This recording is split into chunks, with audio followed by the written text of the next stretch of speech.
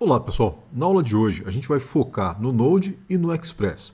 O objetivo é que vocês terminem essa aula sabendo qual é a importância dessas duas ferramentas em um projeto e principalmente como elas se complementam. A gente vai começar entendendo de forma bem prática o papel do Node.js. O Node é o ambiente que permite que a gente rode código JavaScript fora do navegador, ou seja, no servidor. É ele quem nos dá a base para criar aplicações robustas, conectadas a banco de dados e prontas para atender usuários em tempo real. Depois, a gente vai conhecer o Express. Ele é um framework que roda sobre o Node e facilita muito a vida do desenvolvedor. Em vez de termos que lidar com toda a complexidade de montar um servidor do zero, o Express já traz ferramentas prontas para lidar com rotas, lidar com requisições e respostas e organizar melhor o nosso código. Durante a aula, eu vou te mostrar passo a passo como montar um projeto do zero usando o VS Code. A gente vai instalar o Node, instalar o Express e, em seguida, criar uma instância do Express dentro do nosso código. Com isso feito, a gente vai configurar o servidor para escutar a porta 3000, que será o ponto de entrada da nossa aplicação. A partir daí, a gente vai criar as primeiras rotas com o método GET, para entender na prática como o servidor responde às requisições que chegam do navegador.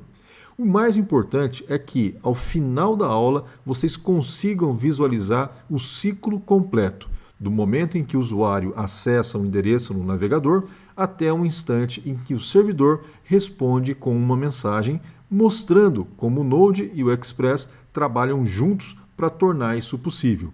Então, vamos lá. Prepara o VS Code de vocês que a gente já vai colocar a mão na massa e começar a construir o nosso primeiro servidor com Node e Express. Vamos lá então, pessoal, para a nossa segunda aula. Antes da gente começar a codar, a gente precisa preparar um ambiente. Primeiro, então, cria uma pasta. Eu criei a minha aqui, ela se chama Aula 2 Node.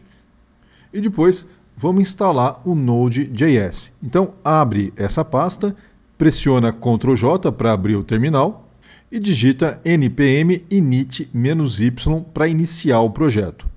Em seguida, a gente instala o Express com npm install express. Assim, a gente já tem tudo pronto para começar. Em nossa aplicação, eu estou usando o Node para rodar os scripts no servidor. Apesar do próprio Node ser capaz de criar o servidor, a gente vai usar o Express para isso.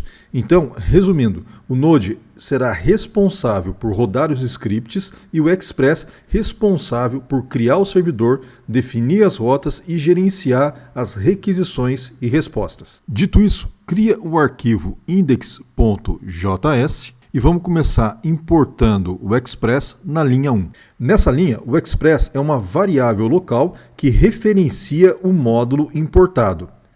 Já na linha 2, a gente está instanciando o objeto app, que por sua vez vai fornecer acesso às propriedades e aos métodos, como por exemplo o get, que é usado para definir as rotas de uma consulta. Na próxima linha, a gente vai iniciar o servidor, ou seja, a gente vai fazer com que ele escute requisições HTTP em uma porta específica, que nesse caso vai ser a porta 3000.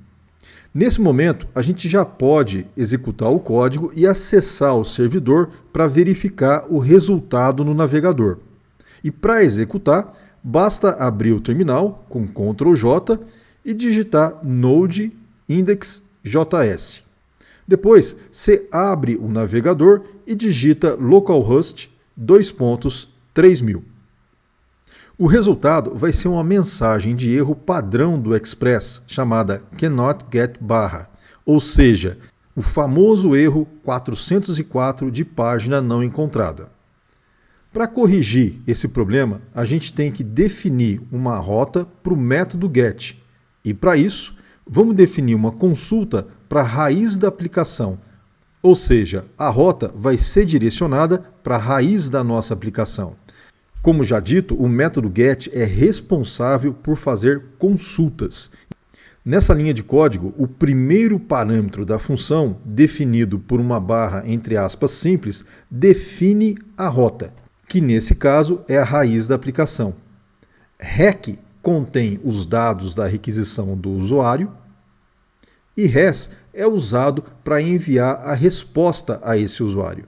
Agora, dentro da função, a gente tem o send, que é um método de RES responsável pelo envio da resposta.